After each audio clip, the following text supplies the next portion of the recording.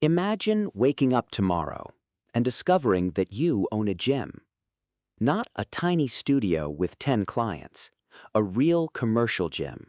Thousands of square feet, hundreds of machines, locker rooms, showers, trainers, employees, and thousands of people paying you every month. At first, it sounds like an almost perfect business.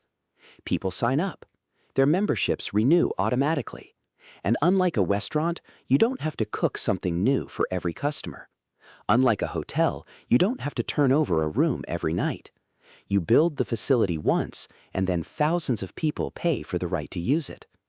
But then you look at the other side of the ledger. Rent, payroll, electricity, air conditioning, insurance, cleaning, equipment repairs, marketing, and suddenly, the dream starts looking very different. Because owning a gym isn't really about owning treadmills. It's about controlling a building filled with fixed costs while trying to keep enough customers paying every month to make those costs disappear. And that creates a fascinating contradiction. The business looks incredibly simple from the outside. People pay, people work out, the owner makes money. But underneath, the economics are much more complicated. As of 2025, about 81 million Americans belong to a gym, studio, or other fitness facility. That was an all-time high.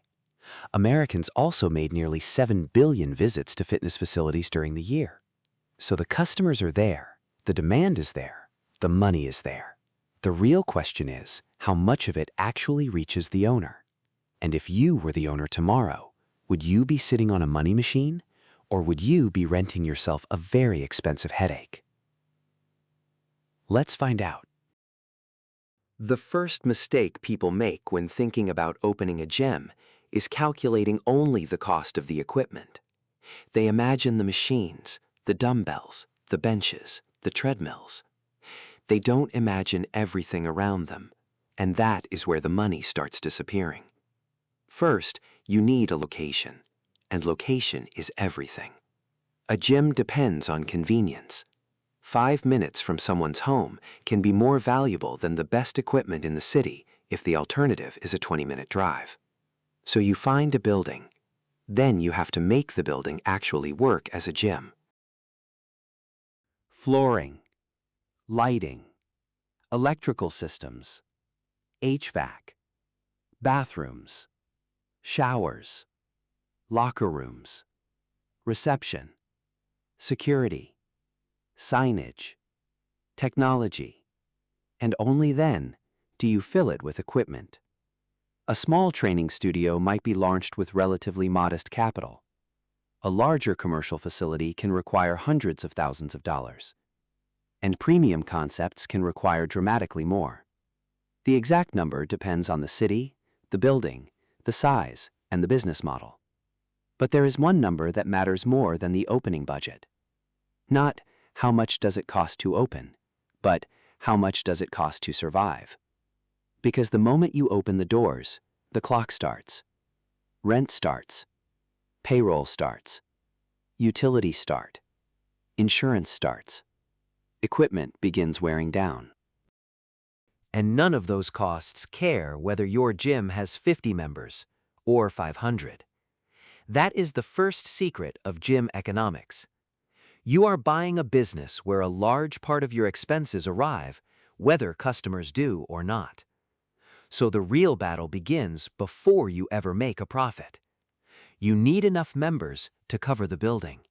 And then you need enough left over to pay yourself. Now, imagine the gym is finally open. The doors unlock. The lights turn on. The first customer walks in. They scan their membership. And somewhere in the system, a payment has already been scheduled. That payment is what makes the model interesting. Because the gym isn't really selling a workout. It's selling access. Access to the building. Access to the equipment. Access to the classes. Access to the experience. And that access can be billed repeatedly, month after month. That changes the economics completely. Imagine, purely as a working example, that your gym has 2,000 members, and the average membership brings in $55 per month. That is roughly $110,000 a month, before personal training, before retail, before classes, before anything else. Multiply that across a year, and the membership base alone represents about $1.32 million of annual recurring revenue. And this is where the gym starts behaving less like a traditional retail business and more like a subscription business. The customer doesn't have to decide every morning whether to buy something from you. They already joined. The payment can keep coming. But there is a catch. Recurring revenue is powerful only when customers keep paying. So suddenly, retention becomes everything. You don't just want new members, you want existing members to stay. Because acquiring a customer costs money, advertising costs money, sales staff costs money, promotions cost money. But once a customer is already inside your system, every additional month can become much more valuable. And this is where one of the strangest things about gym economics appears. The business is not limited by how much equipment you own, in the same way a restaurant is limited by how many tables it has at one exact moment. A treadmill can be used at 6 a.m., and again at noon, and again at 6 p.m. The same room can serve completely different customers throughout the day. You are effectively selling access to the same physical capacity over and over again. That is one reason the model can scale. But it also creates a dangerous illusion, because more members does not automatically mean more profit. If those members require more staff, more cleaning, more maintenance, more space, more equipment, then the economics change. And now the owner has a new question. Not how many people can I get, but how much is each member actually worth? Memberships are the foundation, but a smart gym owner looks at every member differently. Not as one payment, but as a potential stream of revenue. A basic member might pay for access. A second member might buy personal training. Another joins classes. Another upgrades to a premium membership. Another buys a smoothie every morning. Another pays for recovery services. The point is simple. You can grow a gym in two ways: get more customers, or make each customer more valuable. And the strongest operators often do both. Look at Planet Fitness. By the end of 2025, the company had approximately 20.8 million members across 2,896 clubs. It also added 181 new clubs during 2025. That is not just a gym business. That is a massive recurring revenue network. And there is another important detail. Approximately 90% of Planet Fitness clubs are owned and operated by independent business owners. So the company doesn't need to own every building itself. It can build a brand, create a system, and let franchisees build many of the individual locations. This is where gym economics become much bigger than fitness. Because once you have a successful operating model, you can sell the model itself, the brand, the franchise, the systems, the technology, the training, the equipment standards, the customer experience. The gym stops being just a physical location. It becomes one piece of a larger economic machine. And at the other end of the industry, there are completely different businesses. Premium health clubs aren't competing on a $10 monthly payment. They're selling an entire lifestyle: fitness, wellness, pools, sports, recovery, food, community, convenience. In other words, there is no single gym business. There are dozens of different economic models hiding under one word. And choosing the wrong model can be more dangerous than having no model at all. Now let's stop talking about revenue. Because revenue is the number that makes a gym look successful. Profit is the number that tells you whether it actually is. Imagine you own a beautiful facility. It is packed in the evening. The machines are modern, the members are happy, and the membership dashboard looks fantastic. Then the bills arrive. First, rent. Then payroll, managers, front desk staff, trainers, cleaning crews, maintenance. Then utilities, And a gym can be expensive to keep comfortable. Air conditioning, heating, lighting, ventilation, hot water, showers. All of it runs whether the owner is having a great month or a terrible one. Then there is maintenance. A treadmill breaks, a cable snaps, a machine develops a problem, the flooring gets damaged, the locker room needs repairs, and eventually, equipment needs to be replaced. This is the part customers never see. They see a treadmill. The owner sees a capital expense. They see a spotless bathroom. The owner sees labor, water, cleaning supplies, and electricity. They see a bright room. The owner sees thousands of dollars in monthly overhead. Let's build a hypothetical example. Suppose you invest around $400,000 into a mid-sized independent gym. Not because $400,000 is some universal cost. It isn't. This is simply a model. Your real investment could be dramatically lower or dramatically higher. Now, suppose you eventually reach 2,000 members. At an average of $55 per month, your membership base produces roughly $1.32 million a year. Then you add personal training, classes, and ancillary revenue. Let's say the total reaches around $1.6 million. That sounds huge, until the expenses arrive. Suppose operating costs consume around $1.35 million. Now you are left with roughly $250,000. That sounds pretty good. And it can be. But there is another trap. That $250,000 isn't automatically money in your pocket.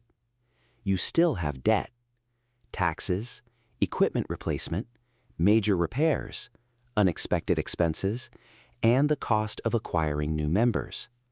So the true question isn't, can a gym generate $1 million? Of course it can.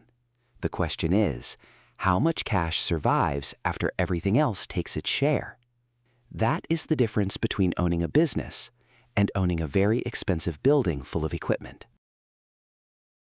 The businesses that win in fitness usually understand something deeper than exercise. They understand human behavior. Planet Fitness is a great example. Its model is built around accessibility, scale, and recurring memberships. By the end of 2025, its network had reached approximately 20.8 million members and 2,896 clubs. That scale creates advantages a small independent gym simply cannot match. Purchasing power, brand recognition, marketing, technology, franchise infrastructure, data, and most importantly, a proven membership engine. At the other end, you have premium operators. These businesses can invest enormous amounts of money into a single location. Huge facilities, pools, sports courts, wellness spaces, recovery, restaurants. Everything designed to make the customer feel that they aren't buying a gym membership, they're buying a lifestyle. Different strategy, different customer, different pricing, different cost structure, but the same fundamental principle. The owner is trying to create a system where customer revenue grows faster than operating costs. That's the real game. And the best operators know something else. They don't blindly copy competitors. They build around their economics. A low-cost gym cannot suddenly start behaving like a luxury resort. A premium health club cannot suddenly compete on price with a discount chain. The numbers have to match the promise. Because if they don't, the business can look successful long before it actually becomes profitable. Now, the uncomfortable part. Because the gym business has another side. The same fixed costs that create leverage during good times can become a weapon against you during bad times. You can see it in the history of major operators. In 2020, 24 Hour Fitness filed for Chapter 11 bankruptcy protection after the pandemic shut gyms across the country. The company had about $1.4 billion of debt plus lease obligations. Think about what that means. The problem wasn't simply that people stopped exercising. The problem was that the revenue engine was suddenly interrupted while financial obligations remained. The doors could close, but the bills didn't disappear. Rent agreements didn't disappear. Debt didn't disappear. The physical buildings didn't disappear. And that exposes one of the most important principles in this entire business. Variable revenue can fall very quickly. Fixed costs often don't. That is how a profitable business can become a dangerous business. And it doesn't have to happen during a global crisis. Imagine your gym is doing great. Then a major competitor opens across the street. Membership growth slows. Then churn increases. Then your rent goes up. Then your equipment needs replacing. Suddenly, the profit margin you thought was enormous starts shrinking. And because the building is still the same size, you can't simply cut your floor space by 20% overnight. This is the dark side of operating leverage. When revenue rises, fixed costs can make profits explode. When revenue falls, those same fixed costs can make losses explode. That is why smart gym owners don't just chase membership growth, they protect the downside. So what can actually destroy a gym? Bad equipment? Possibly. Poor marketing? Definitely. But the biggest danger is often the combination of the wrong location, the wrong cost structure, and too much fixed financial pressure. Because a gym is fundamentally tied to its location. You can't move a 10,000 square foot facility every time customer behavior changes, and you can't reduce rent because February was slow. That makes site selection one of the biggest financial decisions an owner can make. But there is another danger: growth. Growth sounds like the goal, and usually it is. But imagine your first gym works. You decide to open a second, then a third. You borrow money. Sign new leases, buy more equipment, hire more managers. Now you're no longer operating one gym, you're managing a network. And networks can become extremely powerful or extremely dangerous. Because every new location creates another opportunity for profit. But it also creates another collection of obligations, another lease, another payroll, another equipment package, another local market, another place where something can go wrong. So the question isn't simply, can I open another gym? It's, can my balance sheet survive opening another gym? That is a very different question. And it is the question that separates expansion from overexpansion. Let's bring everything together. Suppose you invest $400,000. You build a mid-sized gym. You reach 2,000 members. Average membership revenue, $55 per month. That's approximately $1.32 million a year from memberships. Add training, classes, and other revenue.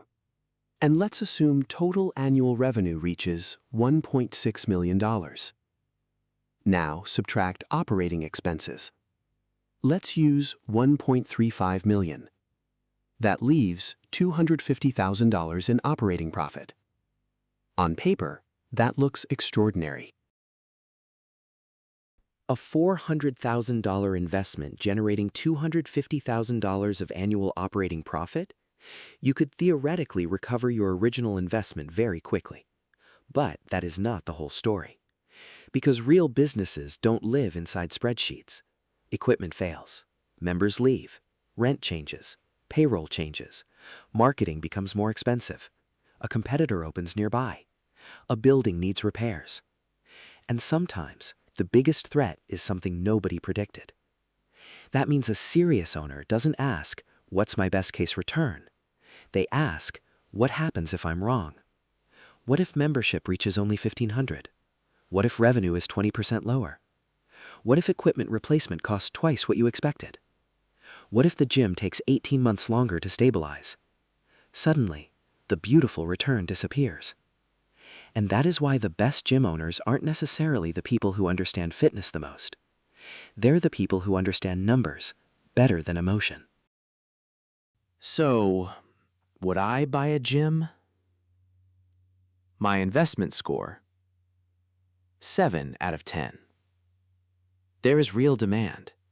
The U.S. fitness market reached record participation in 2025 with about 81 million Americans holding memberships. Recurring revenue can be extremely powerful, and a successful location can become a valuable business. Risk score, 6 out of 10. The demand is real, but the fixed costs are real too, and when the customers disappear, the building stays. Difficulty score, 8 out of 10. Because you're not simply opening a room full of machines, you're managing real estate, employees, equipment, customer retention, marketing, and thousands of financial transactions. Profit score, 7 out of 10. A gym can generate strong cash flow, but only when the location, pricing, membership base, and cost structure work together. Overall score, 7 out of 10. Would I buy one? Not just because people love fitness, not because memberships are recurring, and definitely not because the machines look expensive. I would buy one only if the economics worked before I opened the doors. Because the real business isn't fitness, it's capacity. It's recurring revenue. It's retention. It's real estate. And it's the ability to keep customers paying while keeping the cost of serving them below the money they generate. From the outside, a gym looks like a place where people come to exercise. But underneath, it's a subscription business inside a real estate business with a payroll attached to it. And once you understand that, you stop asking, how many people can I get into this gym? You start asking, how much is each member worth, and how much does it cost me to keep them? That is where the money is.